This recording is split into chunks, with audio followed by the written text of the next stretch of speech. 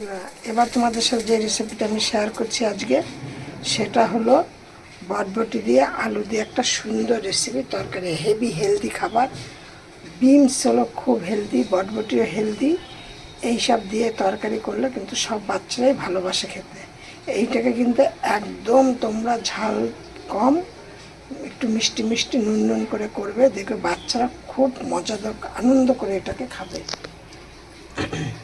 এইভাবে তোমরা করো, আমি যেভাবে করছি, কারণ আমি দেখেছি অনেক বাচ্চারা এইভাবে করে তরকারি করলে, রেসিপিটা রান্না করলে সবাই খেতে ভালোবাসে। তেলটা আমি দিয়ে দিলাম। এবার আমি এর মধ্যে দিচ্ছি একটা শুকনো লঙ্কা,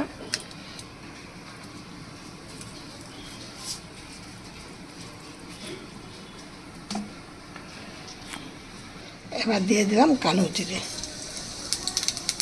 খুব হেলদি একটা খাবার।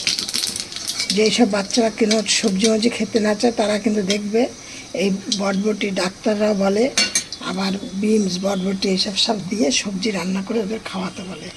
সেই জন্য তোমাদেরকে বলছি তোমরা এই বটবটি দিয়ে এইভাবে তরকারিটা রান্না করো। রান্না করে তারপরে তোমরা বাচ্চাদেরও খাও, বয়স্কদেরও খাও, তোমরা নিজেরাও খাও, খুব উপকার পাবে। আর হেভি সুন্দর একটা খাবার, কোনো ঝামেলা বিহীন রান্না একদম। দিয়ে দিচ্ছি এবার দেখো দিয়ে দিচ্ছি এর মধ্যে আলুগুলো।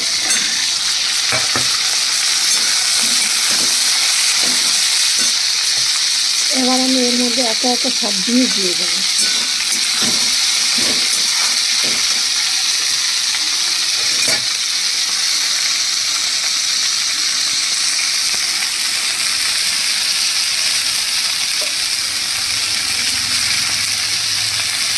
দিয়ে দিলাম নুন,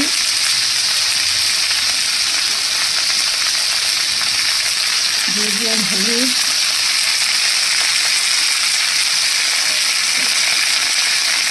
দিয়ে দিলাম সামান্য পরিমাণে চিনি।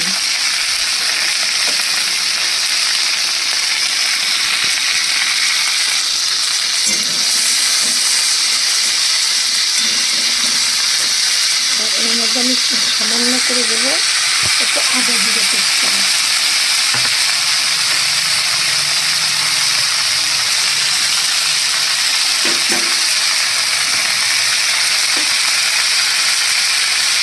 সামান্য কালারের জন্য দিচ্ছি এখানে কাঁচা লঙ্কা দিয়ে, হালকা কালারের জন্য।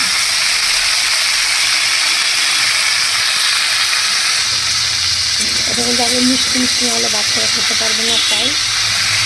এবার এর মধ্যে দিয়ে দিচ্ছি একটা পাকা লঙ্কা ফাটিয়ে, কারণ যদি এর মধ্যে কাঁচা লঙ্কা দেই সবুজ ধরে তাহলে লাফার সাথে লঙ্কার সাথে মিশে যাবে, ওই জন্য একটা লাল লঙ্কা দিলাম।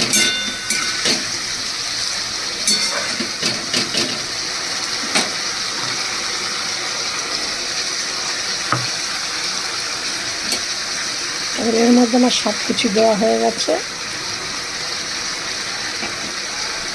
এবার দিয়ে দেবো চাপা। আমি কিন্তু তোমাদের সাথে যেই সব রেসিপি শেয়ার করি পুরো সবই কিন্তু তোমাদের ঘরোয়া রেসিপি শেয়ার করি। আমি ঘরে প্রতিদিনকার যেগুলো করি তারই মধ্যে একটা তোমাদের সাথে আমি শেয়ার করি।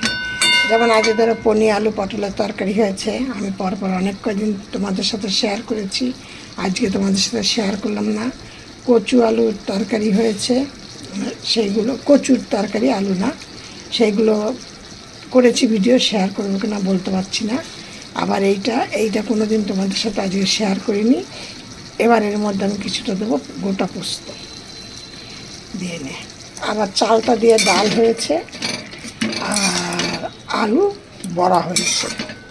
এবার এগুলো কিছুই কিন্তু তোমাদের সাথে আমি শেয়ার করিনি, আমি ওই একটা করে করি। এবার এর মধ্যে আমি কিছুটা দিয়ে দেবো পোস্ত, গোটা পোস্ত। হ্যাঁ দেখো এর মধ্যে আমি দিয়ে দিচ্ছি পোস্ত,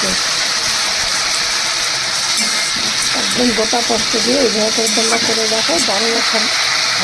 তোমরা এই রেসিপিটা তোমরা গরম ভাতের সাথে খাও, তার থেকে রুটির সাথে আরও দারুণ মজাদার। কারণ রুটির সাথে তোমরা এটা তোমাদের অফিসের টিফিন সব কিছুর সাথে তোমরা এটা দিতে পারো।